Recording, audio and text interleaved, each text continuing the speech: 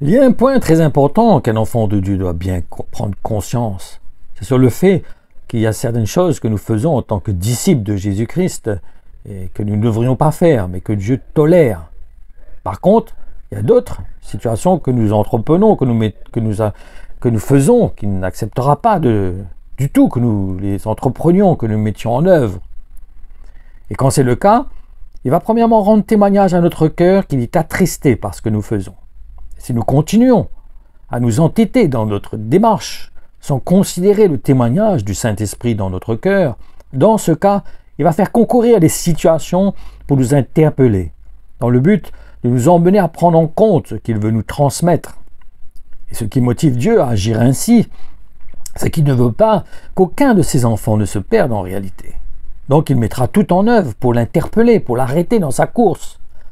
Et c'est dans ce sens que Dieu nous a laissé cet avertissement dans le livre de l'Apocalypse, au chapitre 3 et au verset 19 à 22, où il nous est dit « Ceux que j'aime, je les reprends, et je les éduque sévèrement. Secoue donc ton indifférence, ranime ton zèle et change. Me voici debout devant la porte, je frappe. Si quelqu'un est sensible à mon appel, et s'il ouvre la porte, j'entrerai chez lui, et nous dînerons en tête à tête, moi près de lui, et lui près de moi.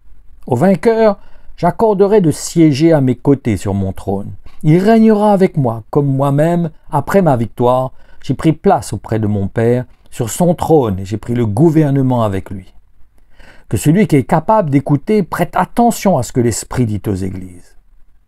Par contre, ne faisons pas l'erreur d'ignorer que le péché qui ne sera pas pardonné, c'est celui qui consiste à résister au témoignage du Saint-Esprit dans notre cœur.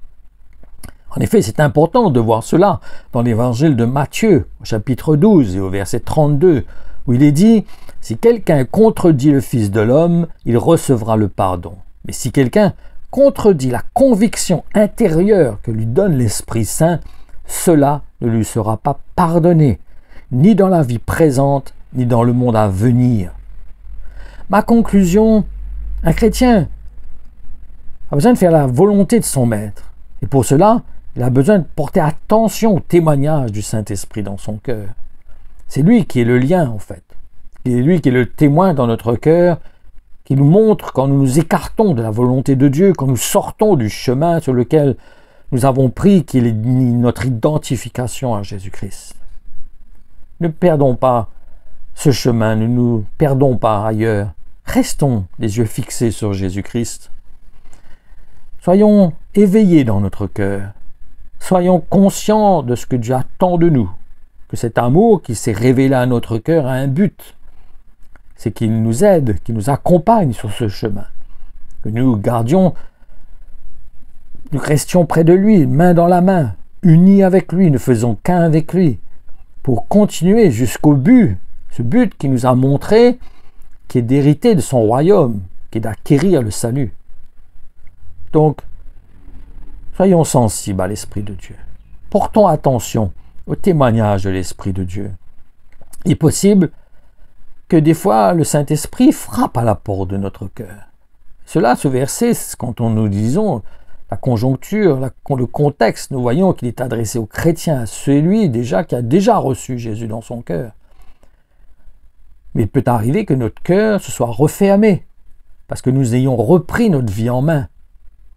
Et le Seigneur peut frapper à la porte de notre cœur, pour nous interpeller, nous appeler, nous dire où je suis dans ta vie là. Est-ce que je suis toujours là? Est-ce que je suis à toujours la première place? Est-ce que tu considères toujours ma volonté? Est-ce que tu es sensible? Est-ce que tu désires, tu recherches à entendre ma voix, considérer ma volonté pour toi? C'est important vraiment de considérer cela. Parce qu'il est dit que celui qui est tiède, Dieu le vomit de sa bouche. C'est-à-dire c'est ça, c'est un état passif où on a repris notre vie en main, nous ne portons plus notre croix, nous ne sommes plus dans cette démarche de mourir à nous-mêmes pour chercher à connaître la volonté de Dieu, à nous approcher de lui et à goûter à sa grâce. Donc retournons s'il y a lieu. S'il y a lieu, revenons vers lui. Ouvrons notre cœur. Écoutons la voix de l'Esprit dans notre cœur, qui veut nous interpeller, qui veut que nous marchions, que nous restions sur le chemin. que nous avons emprunté. Que nous ne quittions pas ce chemin, mais que nous soyons dans cette attitude de vouloir faire la volonté de Dieu. Que Seigneur vous bénisse, que Seigneur vraiment vous fortifie, vous renouvelle, emmène votre cœur à vous tourner vers le Seigneur et à aimer le Seigneur de tout notre cœur. Que le Seigneur vous bénisse.